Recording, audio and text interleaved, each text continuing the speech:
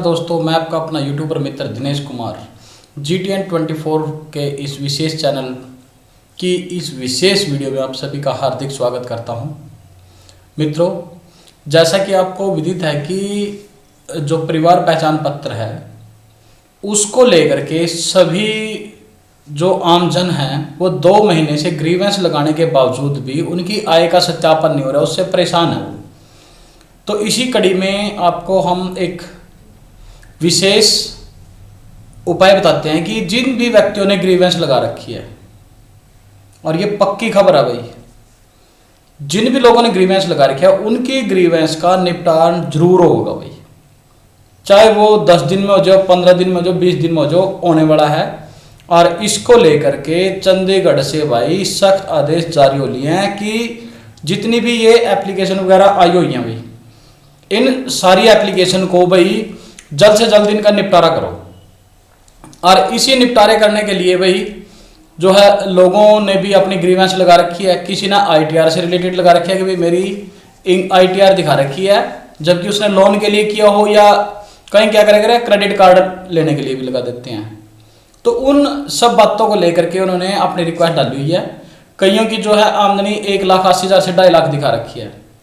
तो ऐसे ही मेरे पास कमेंट में 2-3 ऐसे परिवारों के मेरे पास वो आए हैं, कमेंट आए हैं कि मेरे गांव के अंदर एक औरत ऐसी है जिसके आगे पीछे कोई नहीं है, मतलब ना तो उसको बच्चे हैं और ना ही उसका पति है, ना सास ससुर, कोई भी नहीं, वो अकेली रहती है और उसकी आयु भी लगभग 40 से 50 साल के बीच में है। और वो औरत सिर्फ अपना जीवन यापन जो है वो या तो BPL राशन कार्ड के जरिए जो उसको अनाज मिलता था उससे करती थी, या फिर जो उसको विधवा पेंशन या निराश्रित पेंशन मिलती है उससे गुजारा करती थी। लेकिन उसका अब जो है BPL राशन कार्ड कट गया क्योंकि उसकी आमदनी 1,80,000 रुपए से 2.5 लाख दिखा दी गई है। तो ऐसा जो उसकी आमदनी कम दिखाई गई है, इसका मुख्य रीजन क्या है कि पहला तो है लोकल कमेटी, जिसको हम स्थानीय कमेटी कहते हैं। स्थानीय कमेटी के अंदर क्या आते हैं कि डाटा एंट्री ऑपरेटर जो कंप्यूटर पर ऑपरेटिंग का काम करता है, फिर सोशल वॉलंटियर वगैरह जो 5 लोगों की टीम होती है इसमें, उनमें से 3 लोग उन्होंने क्या किया, घर बैठे ही ना तो किसी के घर पे गए और ना ही उनसे फोन से जानकारी हासिल की, और ना ही मैं नहीं मानता कि वो उस परिवार को भली भांति जानते होंगे।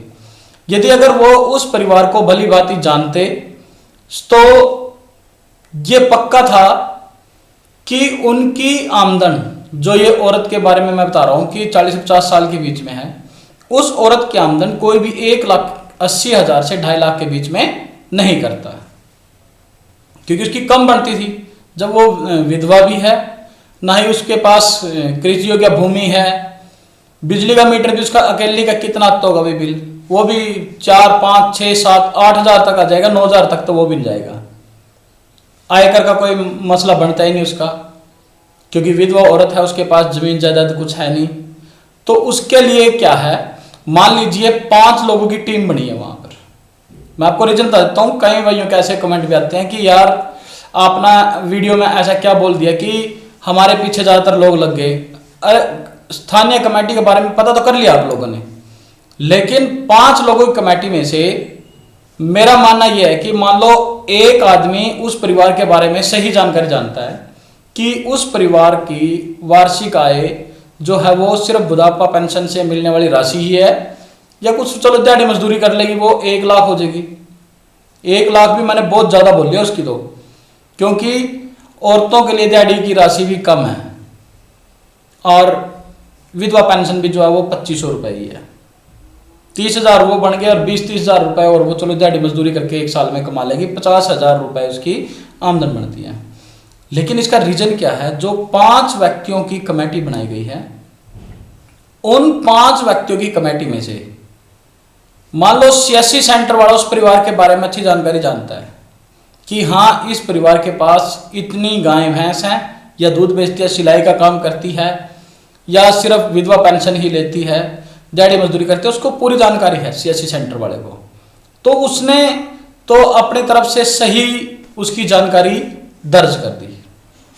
लेकिन जो सोशल वर्कर है, सामाजिक कार्यकर्ता है, मतलब हिंदी में गवर्नमेंट स्कूल से टीचर है, एक स्टूडेंट है और एक आंगनवाड़ी वर्कर में से ले लो या किसी में से भी ले लो, उनको उसके बारे में जानकारी नहीं है।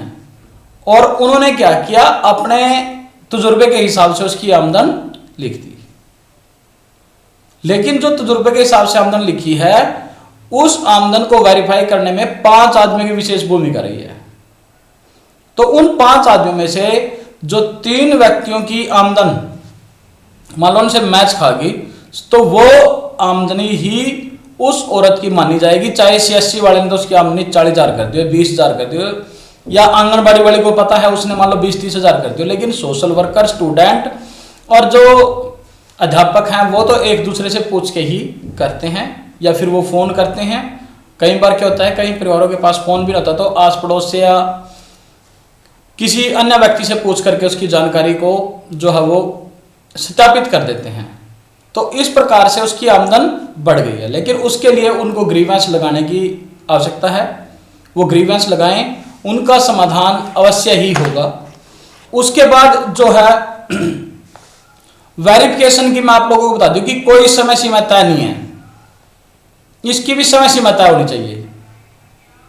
और इस वीडियो को जितना भी हो सके ना ज्यादा से ज्यादा शेयर करो भाई, ताकि सरकार तक भी ये बात पहुंचे कि जो वेरिफिकेशन की जाती है उसकी समय सीमा निर्धारित हो। और जो लोग ग्रीवेंस लगा रहे हैं उसके बारे में भी उनको मैसेज के जरिए, जैसे सर हरियाणा पर कोई आवेदन किया जाता है तो उसका मैसेज आता है कि आपकी जो है यह आवेदन 100% हो चुका है और आप इसको डाउनलोड कर सकते हैं। ऐसे ही यदि कोई ग्रीवेंस लगाई है तो उसकी भी समय सीमा तय सरकार द्वारा की जानी चाहिए या अधिकारियों द्वारा की जानी चाहिए, ताकि लोगों को उसके बारे में सही जानकारी मिल सके कि आपकी आय की सत्यापन हुई है और इस वजह से आपकी आय ज्यादा है और ये कम नहीं हो सकती, और यदि कम हो सकती है तो उसको कम करके उनको जो है चिंता मुक्त कर देना चाहिए भाई। उसके बाद क्या है कि घर पे बैठ के ही आय का सत्यापन करना ये सही नहीं है, इसके लिए डोर टू डोर अवश्य जाना चाहिए। देखिए मेरा मानना तो यही है कि जो भी व्यक्ति पात्रता की श्रेणी में आता है उसको पत्र हमने जरूर दिखाना चाहिए, और जो पात्रता की श्रेणी में नहीं है, अपात्र है, उसको भी अपात्र दिखाना चाहिए। उसके अंदर मेरा, मेरी या अपना परिचित कुछ भी ऐसा नहीं चलना चाहिए। सरकार की स्पष्ट हिदायत थी कि पारदर्शिता के साथ लोगों के BPL कार्ड, गुलाबी कार्ड बनाए जाएं। लेकिन थोड़ी सी अधिकारियों की चूक लगा लो, या भाई जो कमेटी बनाई है, लोकल कमेटी या सेक्टर कमेटी, इनकी लापरवाही लगा लो भाई।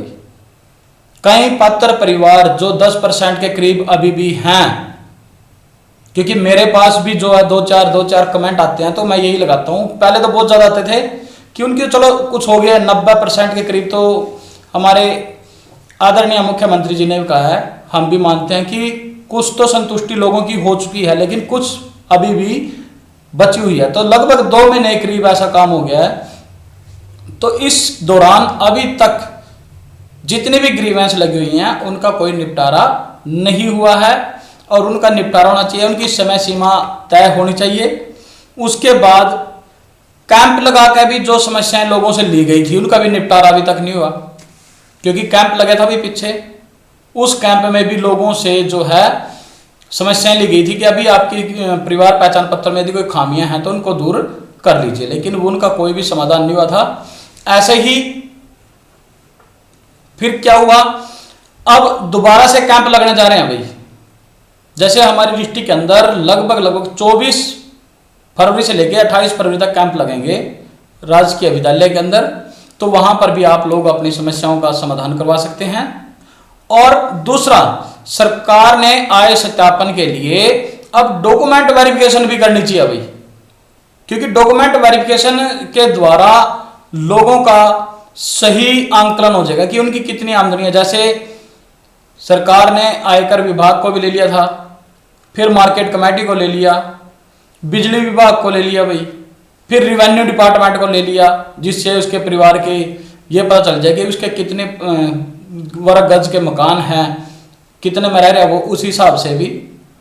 और इसके साथ साथ सरकार ने यह भी देख लिया कि कौन सरकारी नौकरी पे है और कौन गैर सरकारी नौकरी पे है भाई। तो ये मापदंड तो सरकार ने लगा दिए थे, लेकिन इसमें कुछ खामियां ये रह गई थी कि कुछ लोगों ने लोन के लिए या क्रेडिट कार्ड के लिए जो है आईटीआर भर दी गई, और उस आईटीआर भरने के बाद उनके पास बार बार मैसेज आते थे कि आपके जो है आयकर रिटर्न भरने की डेट इतनी है और आपने अभी तक भरा नहीं।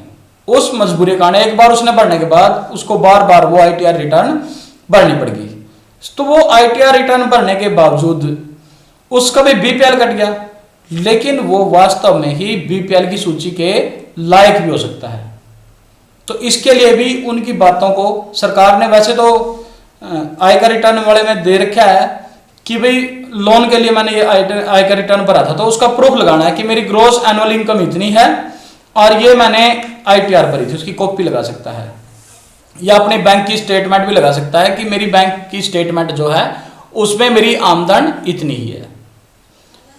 ठीक है ना। उसके बाद मैं आप लोगों से एक और बात कहूंगा भाई कि कई दिव्यांग ऐसे थे कि जिनका फैमिली आईडी में 1,80,000 से 2.5 लाख आय सत्यापन कर दी थी, और उस सत्यापन के कारण उनका जो है आयुष्मान सूची से वो बाहर हो गए थे। तो कमिश्नर साहब ने ये कर दिया कि जिन दिव्यांगजनों की आय 3.5 लाख रुपए है उनके आयुष्मान कार्ड बनेंगे। और फैमिली आईडी से रिलेटेड भी मैं आप लोगों को एक बात कह रहा हूं कि भाई नकारात्मक ना बनिए, सकारात्मक रहो, आपकी समस्या का समाधान भी होगा और जिसकी इनकम जितनी बनती है वो उतनी दर्शाई जाएगी। तो उसके लिए आप लोगों से भी हमारा यही आग्रह है कि भाई सकारात्मक बने रहो, और भाई एक न एक दिन जरूर कामयाब होगे और अपना जो हक है वो हमने जरूर मिलेगा। तो अपनी इस वीडियो तक लगातार बने रहिए भाई, कल फिर कोई नई वीडियो लेकर आपके सामने हाजिर होंगे। तब तक के लिए दिनेश कुमार को GTN 24 चैनल ने सब्सक्राइब जरूर करो भाई, और वीडियो को लाइक करो। आगे भाई आप तक कल फिर मुलाकात होगी, तब तक के लिए जय हिंद, जय हरियाणा, जय भारत।